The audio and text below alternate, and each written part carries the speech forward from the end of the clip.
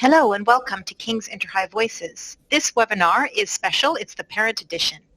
And today we'll be sharing with you some of our thoughts and our real stories around transitioning to online school. My name is Esther Clark. I'm the Global Head of Communications at Inspired Education, and I'm joined by two of our fantastic parents, as well as our Head of Administration, Fiona. I'm going to start by introducing our guest today. If I could ask, please, Kalinka to introduce herself and just give us a bit of background and where you're calling in from for today's event. Kalinka, over to you. Thank you, Esther. Good day to everyone. My name is Kalinka, and my little one is in year 4. We moved recently from South Africa. That was actually mid-year in January 2024. So my child started immediately with King's InterHigh. It was an easy transition for her, a lot of onboarding and support on that side. Thank you, guys. Kalinka, and thanks for joining us today. Over to you, Dean, for a quick intro. My name's Dean. I'm dialing from London. My son's Roland. He's in year 9, and we joined King's InterHigh earlier this year in about March or April. Thank you, Dean. Fiona, do you mind introducing yourself? Fiona is the head of administration, but I'll let her speak for herself. She also used to be the head of middle school, so she lends a really interesting perspective to the conversation today. Fiona, over to you. Thank you, Esther. Yeah, lovely to be here. I've been working with King's InterHigh for, I think this is my 4th year. I actually started as a teacher, so I really understand the school and the journey of students from quite a few different perspectives. So then leading the middle school as well and welcoming new students in was a big part of my role. And now in administration, really putting in the support and the framework around what that feels like for students and for families is a big part of my role. So it's brilliant to be here with some parents today. Excellent. Thank you so much, Fiona. So with the introductions, I think you can tell this is going to be a really interesting discussion. It's actually a discussion that's come as a result of the suggestions that you sent us in terms of what you'd like us to discuss on these webinars. So really pleased to chat through what transition looks like and to hear from the real stories from real people today. So let's kick off with a question for our parents today. Mind telling me what led you to consider transferring your child from their previous school? What was the sort of the reason behind moving over to King's InterHigh?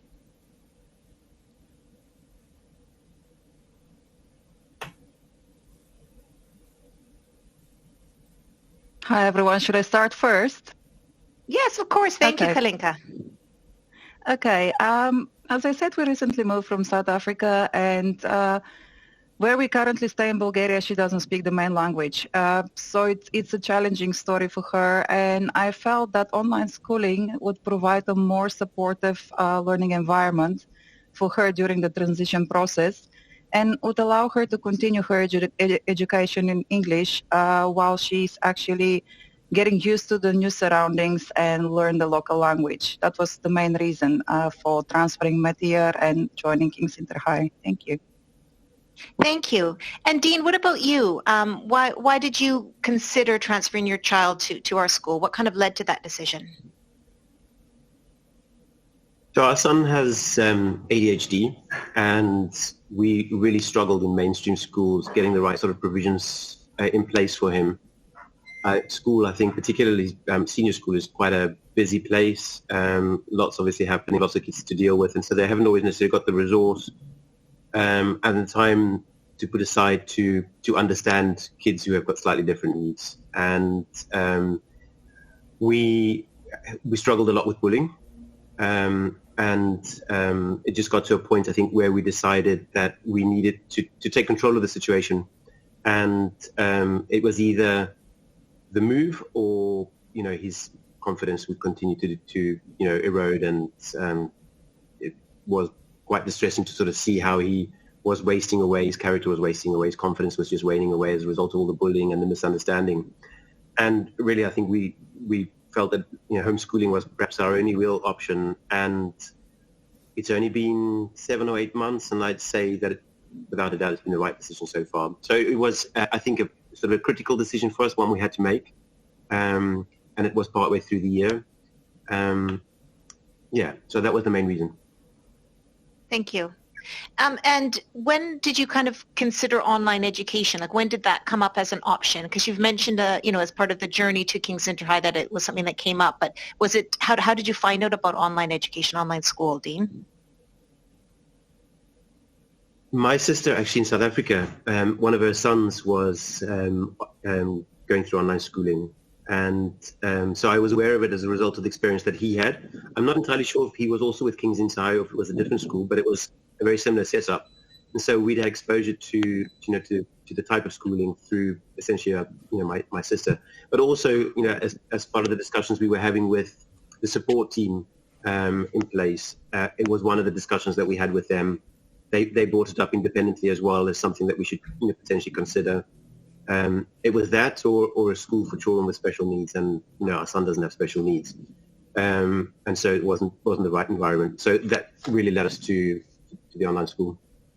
Yeah, I know that sounds like an experience that I can relate to. And Kalinka, in terms of your experience, what made you kind of select online school? How did it come up as an option?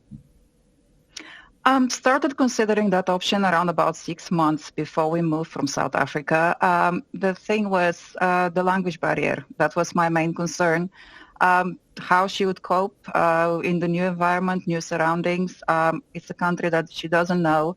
So she obviously, although she understands the language, the main local language in Bulgaria, she still cannot write or speak. And that would have put a stop on her education. So then I started thinking and researching online schooling.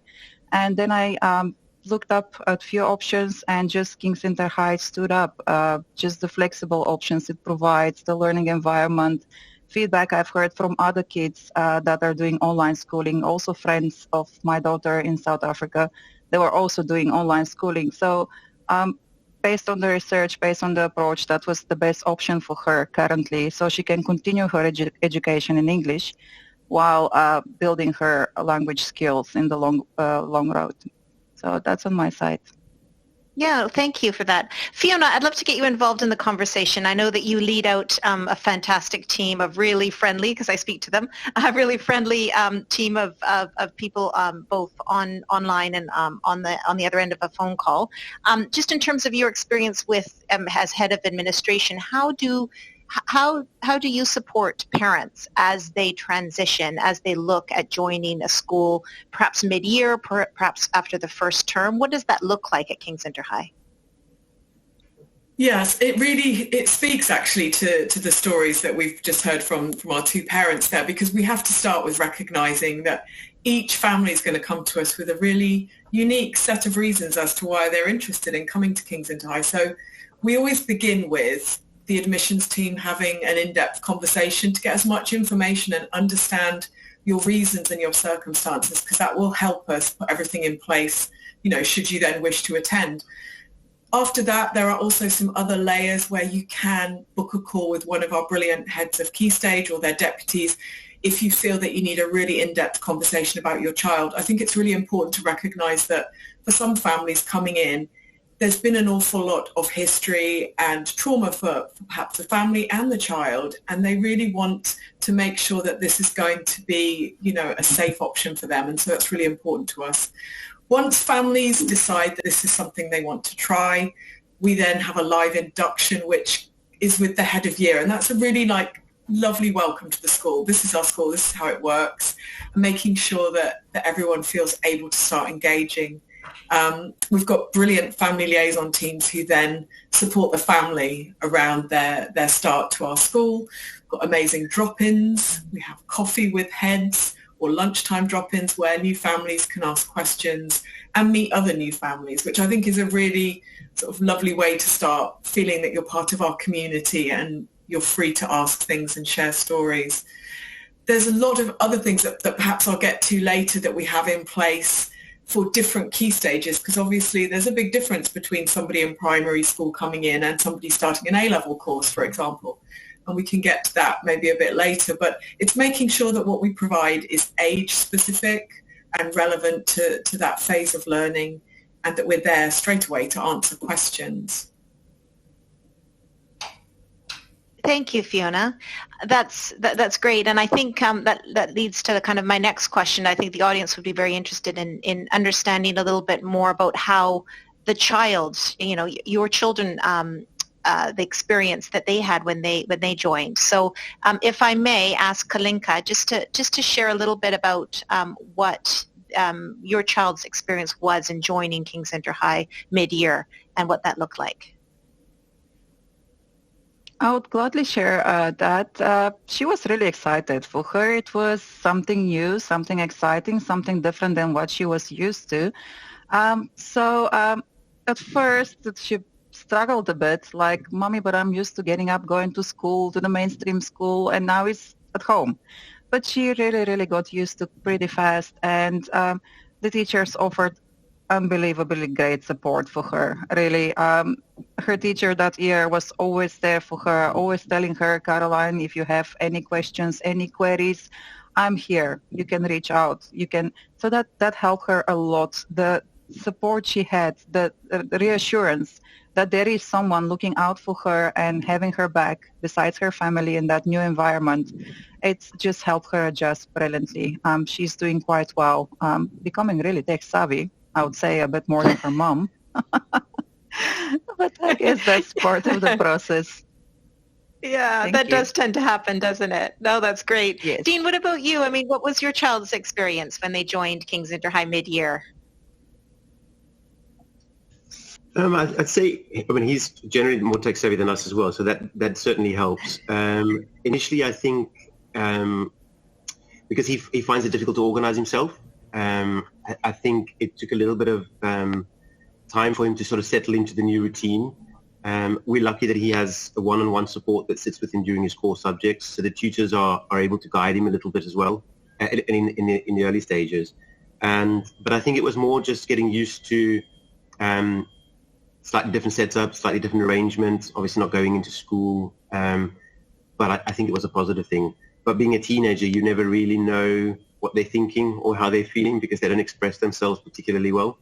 But I think now, a few months in, he's taken to like a duck to water. I think he's made a lot of progress. He knows his way around the system. He's able to communicate with the teachers direct as well. So yeah, initially just more about finding his feet and getting into a rhythm again.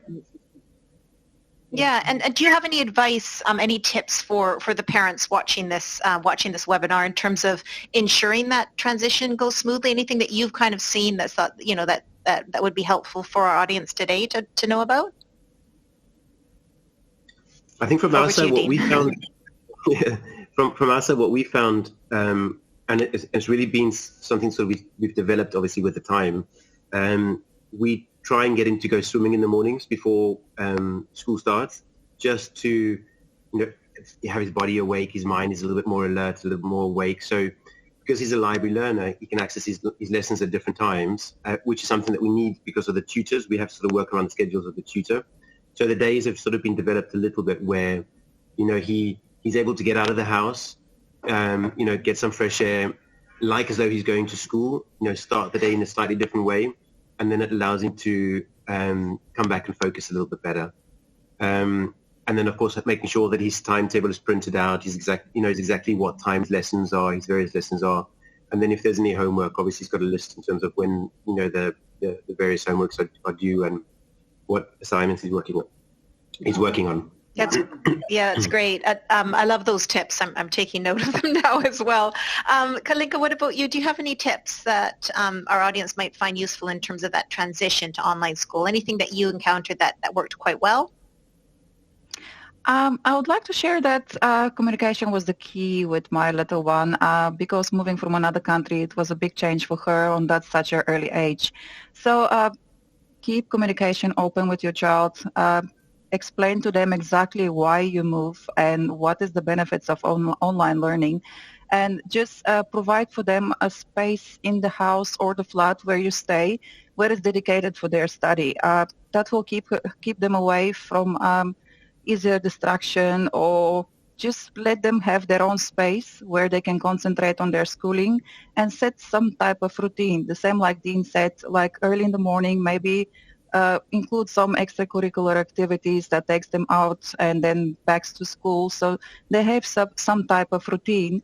The other thing is with my child, I realized we have to offer them support, especially at the beginning while getting used to the system, be there for them when they need it. And lastly, but really, really important, try to organize more social contacts for your child, because there is a lot of options at the school online offered, but still keep the real social contacts, the ones that are offline, so she can still build her social activities and build new friends and meet new friends in real life. That's what I'd suggest for most of the parents.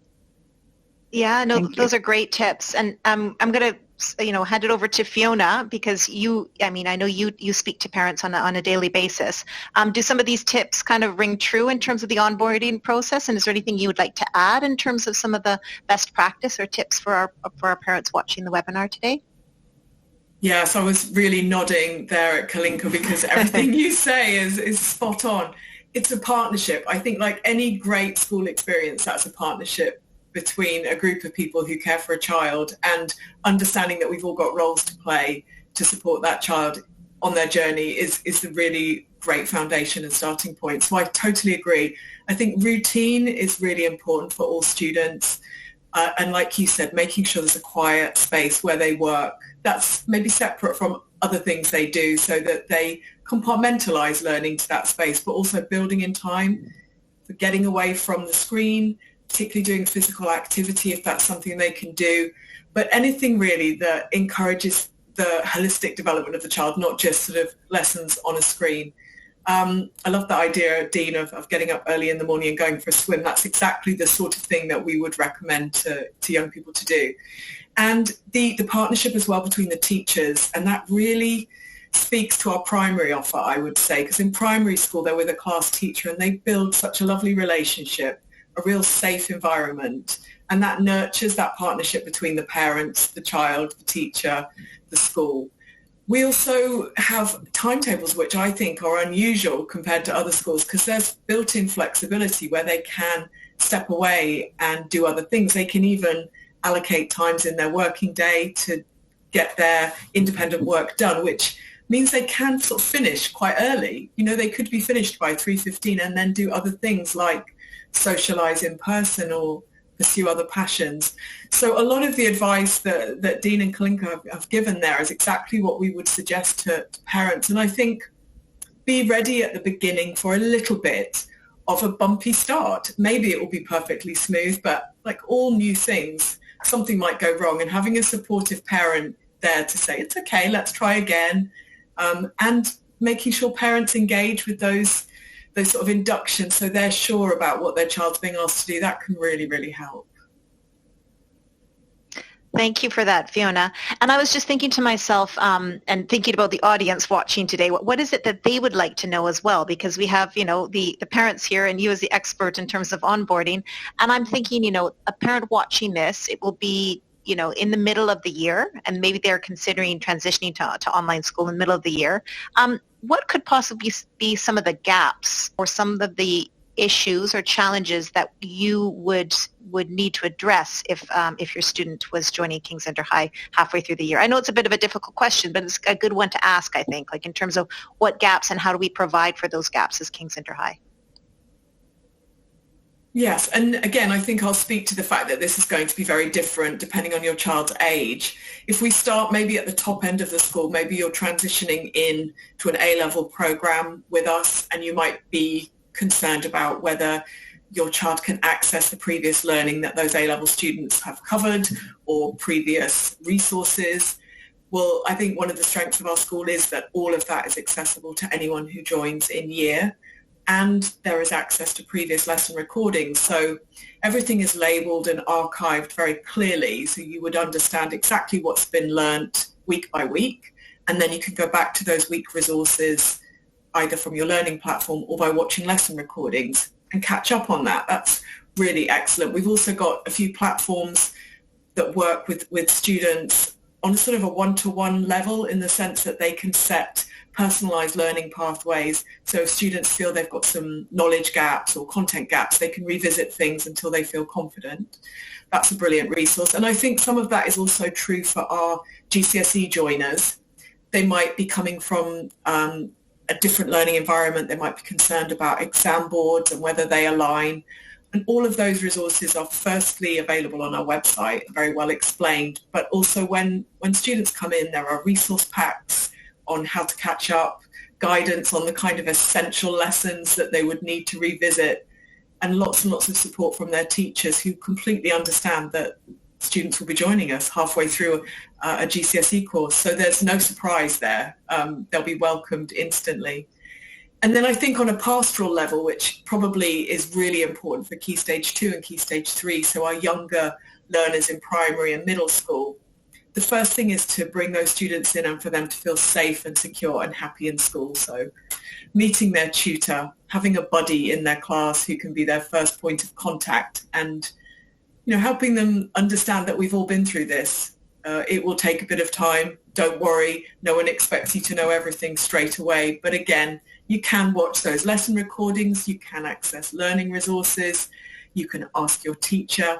You can do practice tasks. There's lots of ways where you can get yourself up to speed.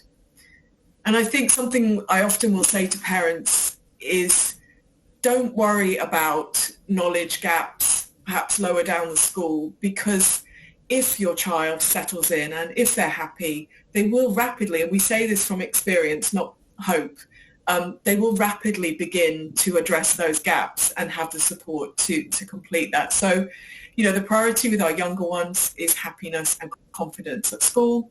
With the older ones, it's making sure that they're definitely empowered to access previous learning and resources. Thanks, Fiona. And that's a great segue into a question I have for the parents as well. And it's great because, Kalinka, your daughter's in year 4 and Dean, your son is in year 9, I believe. So it's good that we have a different age group and year group that we're talking about. But my question for you, Kalinka, is, Fiona was talking about the transition and how it varies, by each student, each individual. It'd be really interesting to know if there were any changes that you saw in your daughter in their motivation to learn or their kind of approach to overall well-being when they joined King's InterHigh. Just if you're able to share some of your experience with our parents and audience today. Okay, I see at the beginning she was a bit scared, not used to organize her own schedule and check on her to-do list. But with passing of time, she's already almost a year at the school. She's going to walk up sometimes and come to me and say, Mom, but I completed this myself and it was task for tomorrow. And I see her motivational level rising. She's actually, the more she feels like growing up and having that responsibility, she feels better about herself and what she can achieve. So I really see the motivation going up. And as I said previously, tech savvy, a lot of stuff she knows, especially with the new technologies, which makes her more confident, more organized, and overall she's doing great.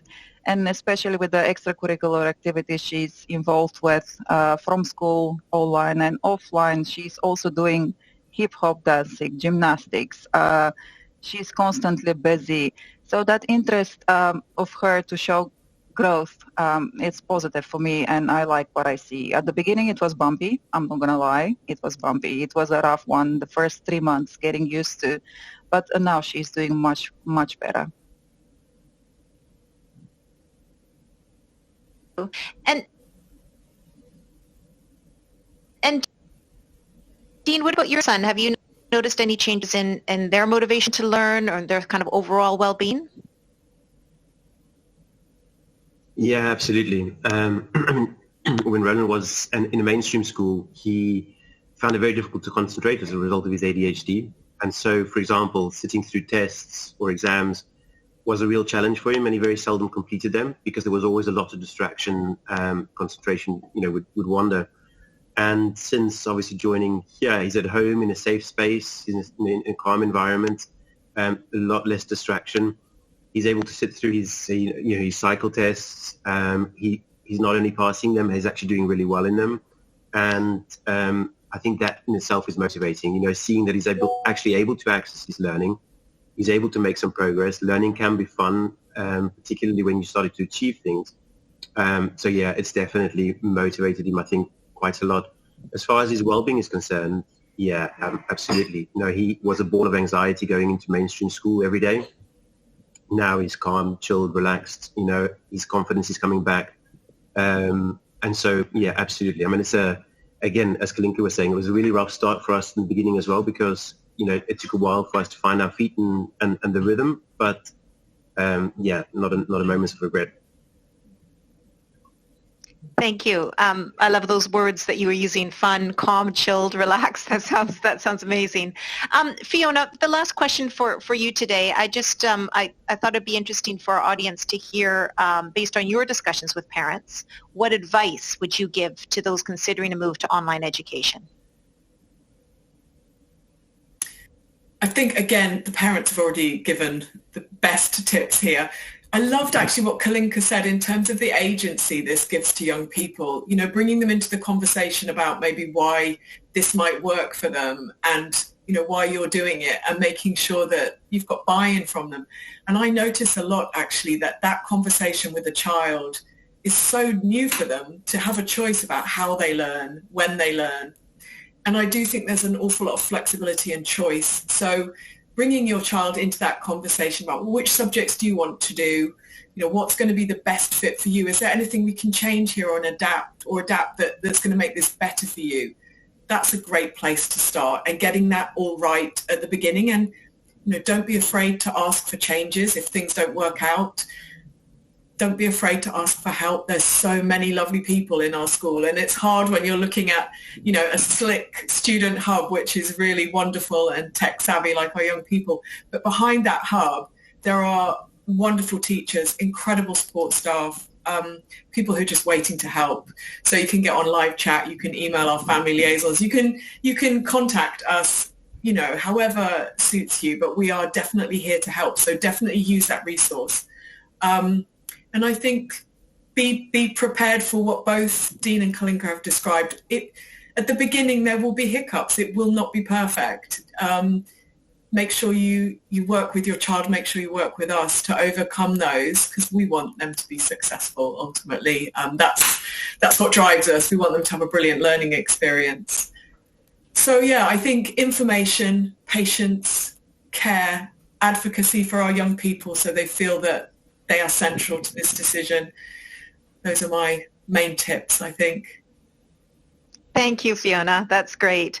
And before we conclude the webinar today, I just wanted to ask our fantastic parents for their kind of nugget of wisdom, their wise words before we close today. So I'm going to ask Kalinka to just leave us with a few thoughts, and then Dean as well, and then we'll wrap up for today. Kalinka, over to you.